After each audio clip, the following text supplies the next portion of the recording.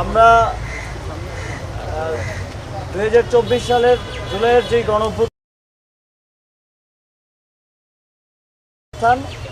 সেই গণঅভ্যুত্থানের স্মৃতি এবং এই ফ্যাসিবাদী যে শাসন, এই শাসনের সময়কার যেই জনগণের উপর যে অত্যাচার, নিপীড়ন, গুম, খুনের যেই স্মৃতিগুলো আছে সেগুলো সংরক্ষণ করে এই গণভবনকে একটি জাদুঘরে রূপান্তরিত করে জনগণের জন্য উন্মুক্ত করে দেওয়া হবে। আজকে আমরা সেই উদ্দেশ্যেই প্রাথমিক ভিজিট করতে এসেছি এবং একটা কমিটি করার মাধ্যমে স্থাপত্য শিল্পী এবং আর্কিটেক্টদেরকে নিয়ে, যারা জাদুঘর বিশেষজ্ঞ আছেন, তাদেরকে নিয়ে একটি কমিটি করে দেওয়ার মাধ্যমে এটার কার্যক্রম শুরু হবে। এখন বিস্তারিত বলার জন্য নাহিদ ভাইকে অনুরোধ করছি। আপনারা জানেন যে ইতিমধ্যে আমাদের ক্যাবিনেটে সিদ্ধান্তটি হয়েছে যে এই যে গণভবন নামে এই যে বাসভবনটি, প্রধানমন্ত্রীর বাসভবনটি ছিল, সেটিকে জুলাই গণঅভ্যুত্থানের স্মৃতি জাদুঘরে রূপান্তর করা হবে। এবং যেহেতু 36শে জুলাই অথবা 5ই আগস্ট জনগণ এইটি জয় করেছে এবং অনেক রক্তের এবং আত্মত্যাগের ভিতর দিয়ে আমরা কিন্তু এই 5ই আগস্টের মুহূর্তটি পেয়েছি। ফলে সেটি জনগণের জন্য উন্মুক্ত করে দেওয়া এবং জনগণের বিজয়কে ধারণ করে রাখার উদ্দেশ্যেই এই গণভবনকে জাদুঘরে পরিণত করা হবে। এবং এটি শুধু বাংলাদেশেই নয়, আমরা পৃথিবীর বুকে একটি নিদর্শন হিসেবে রাখতে চাই যে কোনো স্বৈরাচারী, ফ্যাসিস্ট, খুনি রাষ্ট্রনায়কদের আসলে কি পরিণত হয় এবং জনগণই যে আসল মালিকানার এবং ক্ষমতার মালিক, সেই বিষয়টিকে একটি নিদর্শন হিসেবে পুরো পৃথিবীর বুকে রাখার জন্যই আমরা এই গণভবনটিকে জুলাই গণঅভ্যুত্থানের স্মৃতি জাদুঘরে পরিণত করার সিদ্ধান্ত নিয়েছি সরকারের পক্ষ থেকে।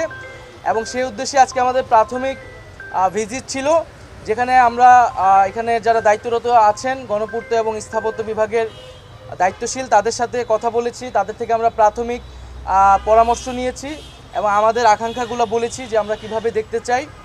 এবং একটি ফর্মাল কমিটি করার জন্য নির্দেশ দেওয়া হয়েছে।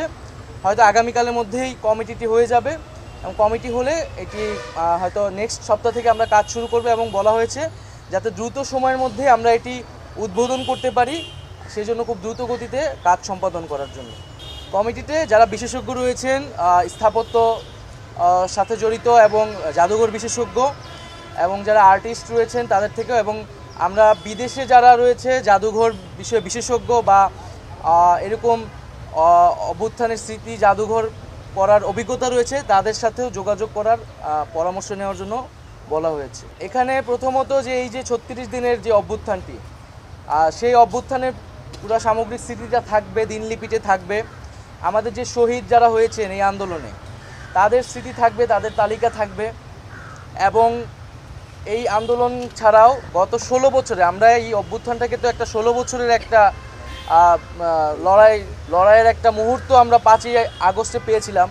তো এই পুরো 16 বছরের যে আমাদের যেই নিপীড়ন হয়েছে, যারা গুম হয়েছে তাদের তালিকা থাকবে, এবং যাদের বিচার বহির্ভূত হত্যা হয়েছে, এই সকল বিষয়গুলোর একটা রিপ্রেজেন্টেশন থাকবে।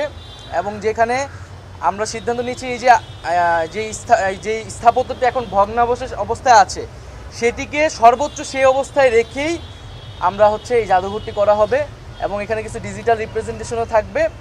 আমরা এই ভগ্নাবশেষগুলো রেখেই আমরা কিছু ডিজিটাল কার্যক্রমের মাধ্যমে জাদুঘরটি থাকবে এবং পুরো 16 বছরের আমরা একটা চিত্র সেখানে তুলে ধরার চেষ্টা করি। পরবর্তী প্রধানমন্ত্রীর বাসভবন বিষয়ে সেটা পরবর্তীতে আলোচনা হবে।